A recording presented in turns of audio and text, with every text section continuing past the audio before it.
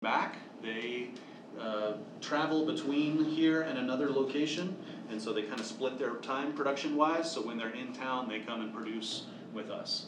And then we saw continued production of the VHSO Veterans series. It's really nice to have the VA producing veteran-focused content at FPTV. So this production summary that we began back in December gives you a feeling of what is happening currently. So as of May, we have 119 current candidate producers, 50 current certified producers, 72 active producers, 98 inactive producers, which are people who have taken a class but have not yet checked out equipment. We've been steadily increasing when it comes to outside producers, people who contribute content that did not use our resources at all. They just bring us a program and ask us to play it. We didn't have anyone roll off in May, and we had a slight uptick in productions to where we currently have 44 active productions that rely on FPTV resources. I'm looking forward to, since this is these are new metrics, I'm looking forward to this eventually being some form of line graph that we can kind of follow and see how things move. But by and large, things are on the rise. When it comes to equipment utilization in May, we had steady equipment utilization with particular spikes in editing bays. So you notice that in 15 and in 16, we were in the 150-ish range. This year, we're in the 240 hours so far of editing bay 1, and then 297 in editing bay 2. So those are in 3-hour increments. So the uses reflect 3-hour increments. So we're definitely higher than we've been when it comes to editing bay use. Laptop checkouts have curbed a little bit, which is interesting. Last year we introduced the laptops and they were very popular. They're still very popular, but we see as we've seen more people utilizing the editing bays, we've seen a little less people using the laptops. So yes, and then field camera checkouts are between 15, and last year we had crazy field camera checkouts. So we still have a significant number of checkouts per month. I mean, 35 checkouts a month, more than one a day. So, yep, equipment use, still moving right along. When you see that in a chart, you can see how, like, for instance, field camera use will have a big spike when people are working on projects, and then it'll seasonally fluctuate. Editing bay use, which is the darkest line, is definitely higher than it's been previously. And studio use continues to be steady. We did not have any formal complaints in May, continuing more than 5 years without a formal complaint. On our surveys of all of our tests, people have the opportunity to fill those out. We had all 5s again this month, so indicates that people feel confident about the work they're doing and enjoy the class materials as they are presented. When it comes to new programming, we had 20 new inside programs in May, putting us at, once again, a higher level than we've seen previously when it comes to new inside programs. So that is the number that we're most excited about, that we are definitely trying to encourage as much new inside programming as possible.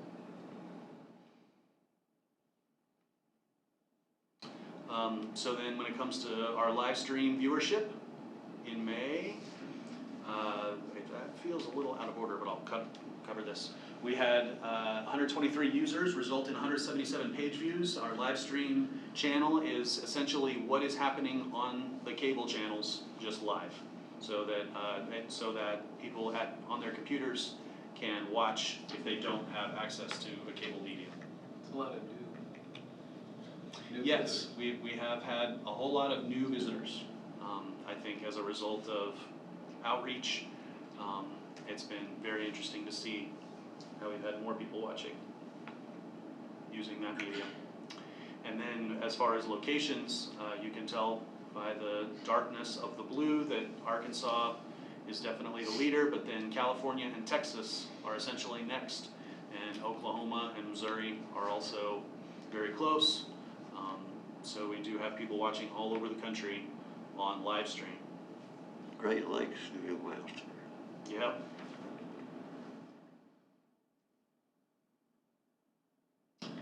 When it comes to our YouTube views, our viewership was up in May compared to April. It was very nice. We had 1,500 views, and as you can see, our view duration is just crazy long.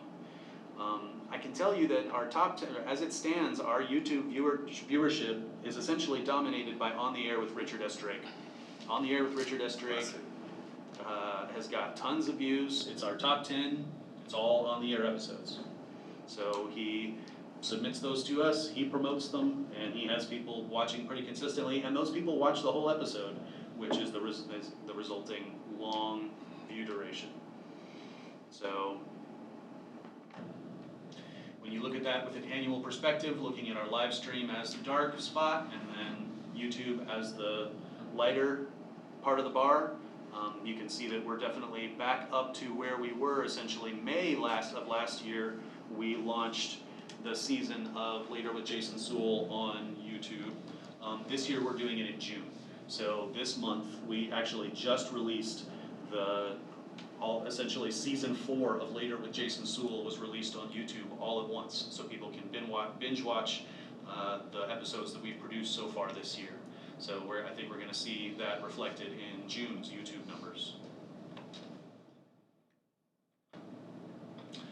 When it comes to promotional activity, we constantly have our social media outreach, our flyer distribution, and our organizational outreach. But we had a couple of highlights.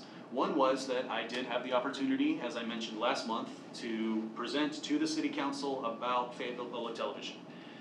Was able to give a presentation to them about the progress we've made over the last 5 years, and so that was really wonderful. And then as a result, we had the Northwest Arkansas Democrat Gazette contact us, and then we had a nice article in the DemGaz about the progress that we've made with the operation as well. So I think that did a good job of what we were hoping it would do, which was set the stage for the non-resident policy, which we're very excited about. And then we were a sponsor of the Block Street Party. So they had their water bottles that they made a couple thousand water bottles and distributed them. And our logo was on the water bottle because we were a paying sponsor, which was very nice to be able to bring that to the table. And then we had a booth on the square. And the Block Street Block Party was an amazing opportunity. I just really enjoy being able to be on the front lines in a tent. And we, as specifically for the Block Street Block Party, we decided to go with promotional flexible Frisbee flyers, which I brought for everyone this evening. Nice. So they were very popular at Block Street for the old fan thing. But then production people tend to be like, oh look, it's a diffuser, they'll come up with some production application. So we wished that there was a shiny version so that it could be a little bounce board, but that didn't work out. So these were a hot item. Kids loved them, adults loved them. It was a lot of fun to be able to hand them out. It was great to be able to interact with the community. The thing that I found to be the most fascinating about the Block Street Block Party was the diversity. It was an amazingly diverse community, which I thought was awesome. That is why we love Fayetteville so much. And then this circumstance is an example of the very reason that we do need the non-resident policy. As I'm talking to people, the first thing I have to ask them is, are you a Fayetteville resident? And when they say no, then all of a sudden I'm making apologies. So being able to have a way to facilitate people who are not residents is going to make a big difference in our outreach, because it will allow us to be inviting and welcoming and have a solution even for people who are not residents. We had a phone call this morning. Someone called up, hey, saw it at the Block Street Party, really interested in doing something. And we have to ask them the question, and the answer was Springdale resident. So we take their phone number, and we tell them at the moment that we can get the policy changed or that the city makes a decision, we will contact them and let them know. But we do have interest from surrounding cities of people who want to contribute to the operation. So we're looking forward to hopefully being able to accommodate them. Does the city council know we're wanting to do that already? Did you introduce that idea to them during your presentation? Not during the presentation. Nope. No, they will know that at next week's agenda session. So we don't have a feel yet on their thoughts, feedback, anything like that yet? No, not until the agenda session happens. some discussion. Most of it will be held for the city council meeting. Okay. And we did supply them with information, right? Yeah, So, there's fact sheets and everything, and they're gonna have, original contract, a proposed new contract, and where the language has been changed. Okay. And, so that, yeah, they'll have all the info that they need. so the information that we presented to you guys to get it approved by Yeah. you all, they have received that as well. Yeah. So the groundwork has been laid in that regard. But there's no loss in revenue. Excuse me, I had a tooth pulled. I'm carrying me on this part here. You'll actually be getting more revenue by having those people. That's correct, and there'll be a So fee. it's not gonna cost necessarily anything extra. Nope. No, there's no cost on the city's side or to our operation really to accommodate them. And to grant them access, they'll have to, like with the library, pay the annual fee, which is nominal because we want to keep it accessible to people who, you don't want to pay a whole bunch of money to dip your toe in video production water and find out that it's not for you. But it is a different price though for those. I'm trying to remember. I thought you presented at the price that it would be, right?